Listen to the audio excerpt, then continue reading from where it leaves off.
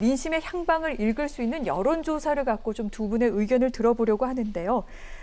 오늘 좀 의미 있는 여론조사 여러 개가 나왔는데 차기 대선 주자와 관련된 리얼미터의 여론조사 결과부터 보면서 얘기하도록 하겠습니다.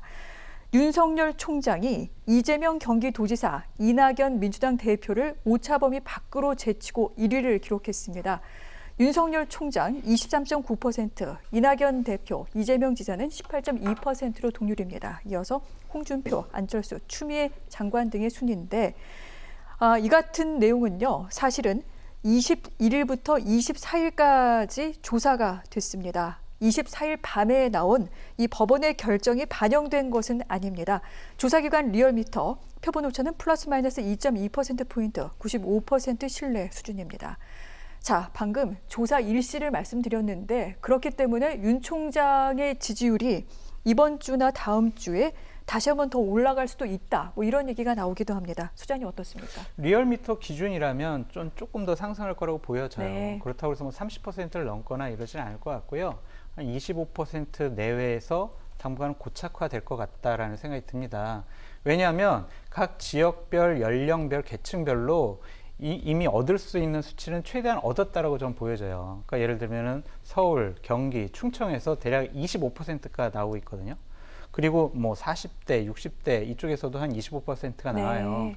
지금 25% 정도가 나오지 않는 것은 유일하게 20대입니다. 20대가 대략 한 15%가 나오고 있어요. 네. 그러니까 여기서 20대들이 그래 윤석열 총장 밀어주자 그러면은 30% 가까이 나갈 것이고 아니야 윤석열 총장 좀 더 두고 봐야 될 것 같은데 라고 생각을 하면 그냥 25% 내외에서 고착화될 것 같다라는 생각이 드는데 기본적으로 이제 변창흠 국토교통부 장관 네. 야당이 반대하는데도 임명을 하고 공수처장 야당이 임명하는데도 그냥 뭐 임명을 강행을 하고 그다음에 뭐 전국 수습을 위해서 2차 개각 뭐 네. 이런 거 한다고 했을 때 이 정권이 밀어붙이기식 국정 운영을 계속하네. 교만하고 오만하네. 한 번쯤은 견제해줘야 되겠네. 이런 생각을 갖게 되면은 윤석열 총장의 지지율은 계속 이런 식으로 상승 추세 갈 수밖에 없다라고 보여집니다. 네, 평론가님께는 그렇다면 이 표를 보고 난 뒤 질문을 드리도록 하겠습니다. 앞서 보신 조사에서 아마 눈여겨보신 분들 아시겠습니다만 이낙연 대표와 이재명 지사 18%이기 때문에 합치면 36%가 좀 넘습니다. 그런데 윤석열 총장은 23% 내외입니다. 아무리 그래도 여권이 앞선 것 아니냐라고 생각하실 수 있을 텐데 이 표를 좀 한번 보도록 할게요. 저희가 범진보 여권 측 같은 경우에는 이 지지율이 45%가 나왔습니다. 범보수 야권 측 선호도 같은 경우에는 45.6%가 나오면서 이 조사가 2018년 11월에 시작이 됐는데 처음으로 범보수 야권 주자군의 선호도가 더 여권을 앞섰다고 합니다. 어떻게 봐야 될까요? 여론사 기관마다 조사 방법이 좀 달라가지고요. 이번 같은 경우에는 이제 자동응답이 한 90% 정도 들어갔기 때문에 무당층을 적극적으로 표집하는 역할들을 합니다. 그러니까 보통 면접 조사를 많이 하게 되면 면접원이 직접 연락을 해서 조사를 하는 경우에는 대답하기를 주저하는 사람들이 굉장히 많기 때문에 무당층이 많이 잡히거든요. 네. 근데 지금 같은 경우에는 무당층이 상당히 많이 줄어든 것을 우리가 알 수가 있고요. 네. 또 하나는 지금 범야, 특히 이제 야권 중에서 보수 야권, 특히 보수 야권의 경우에는 탄핵 사태 이후로 계속 야권 지지층이 떨어져 나가서 무당층으로 많이 빠져 있었는데 그 무당층들이 점점 적극적인 여론을 자기 의사를 표명하는 층으로 들어오고 있다. 그리고 그 층들이 적극적으로 목소리를 내고 있다는 것을 지금 말씀하셨던 그 그래프가 보여주는 겁니다. 그러니까 여권 입장에서는 상당히 긴장해야 될 그래프라고 저는 생각합니다. 그렇군요. 그래서 이 지금 보수층 네. 가운데 윤석열 총장의 지지율은 상대적으로 적게 보일 수 있겠지만 전체 나머지 보수 후보들의 지지율을 다 합칠 경우에는 상당히 많은 지지율을 받을 가능성이 네. 있다. 그러니까 언젠간 적극적으로 투표를 행사하는 사람들의 관점으로 바라보면 이게 실제 투표율이 될 가능성이 있다고 하는 겁니다. 그렇군요. 그러니까 이거를 간과해서는 절대 안 된다고 생각하고요. 네. 오늘 여론조사 전문가한테 저도 이게 궁금해가지고 직접 물어봤어요. 물어보니까 여론조사는 다 각각 기관마다 다르기 때문에 어느 여론조사가 맞다 틀리다 이렇게 단정하기는 어렵지만 여권 입장에서 이 여론조사를 해석한다고 하면 제일 여권 입장에서 불리한 여론조사 결과가 실제 여론이라고 생각했으면 좋겠다 이렇게 얘기를 하더라고요. 그게 맞는 것 같아요. 제가 볼 때는 어느 게 여론조사가 네. 맞다 틀리다 유리한 여론조사 결과만 해석하면서 우리 지지층은 아직도 굳건하다 이렇게 착각하지 말고 지지층이 상당히 많이 사라지고 있다고 하는 점을 민주당은 유념해야 된다고 생각합니다. 여권에 대한 경고다 이 말씀까지 하셨는데 지금까지 소개해드린 여론조사는 오마이뉴스에서 의뢰해서 리얼미터가 시행한 조사였습니다. 그러면 다른 조사가 또 있기도 합니다. 한번 보면서 얘기를 나누도록 할게요. 이번에는 대통령 지지율과 정당 지지율을 설명해 드리겠습니다. 대통령 국정수행 평가 부정평가가 사상 최고치가 나왔습니다. 59.7%, 긍정평가는 36.7%로 2주 전의 최저치와 지금 동률을 기록하고 있습니다. 이렇게 긍정과 부정의 격차가 23%포인트로 가장 많이 벌어졌습니다. 이 같은 조사는 YTN에서 의뢰해 리얼미터에서 실시를 했습니다. 지난 21일부터 24일까지고요. 표본 오차는 플러스 마이너스 2.2%포인트에 95% 신뢰 수준입니다. 정당별 지지율도 보도록 할게요.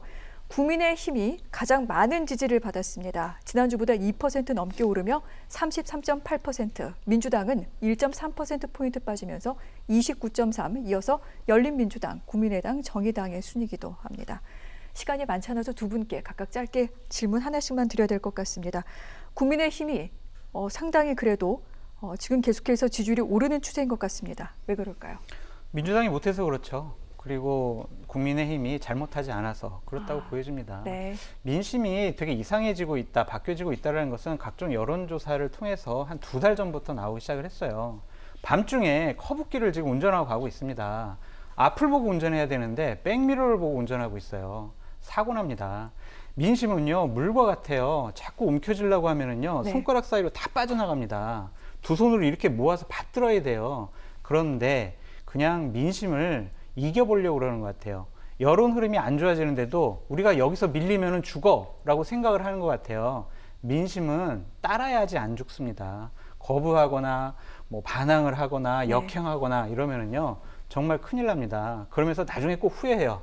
아, 그때 우리 지지율 높았을 때 그때 우리 왜 그랬을까? 정말 후회된다. 박근혜 정권도 그랬고 이명박 정권도 그랬습니다. 전 정권의 그런 모습들을 네. 반면교사 삼기 바랍니다. 이를 일비할 것까지는 아니라고 얘기하겠지만 지금 현재 대통령 지지율도 그렇고 정당 지지율도 그렇고 여러 가지로 계속해서 하락 추세임은 분명해 보입니다. 이런 가운데 뭐 변창흠 국토교통부 장관 후보자 인사청문 보고서 오늘 채택이 되면서 조만간 임명 수준 들어갈 것 같고요.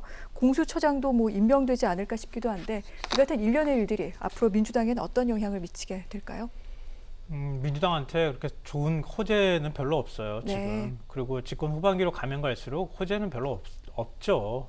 그러니까 그동안에 추진해왔던 일들에 대해서 국민들이 평가를 하는 시간이 돌아오기 시작했거든요. 그러니까 문재인 대통령이 사실상 마지막 임기를 이제 내년에 보내게 될 텐데 그 내년에 보내게 될 그 해 4월에 지금 선거가 있는 상황 아니겠습니까? 그러니까 민주당 입장에서는 바짝 긴장해야 되는 상황이 됐다 이렇게 보이고요.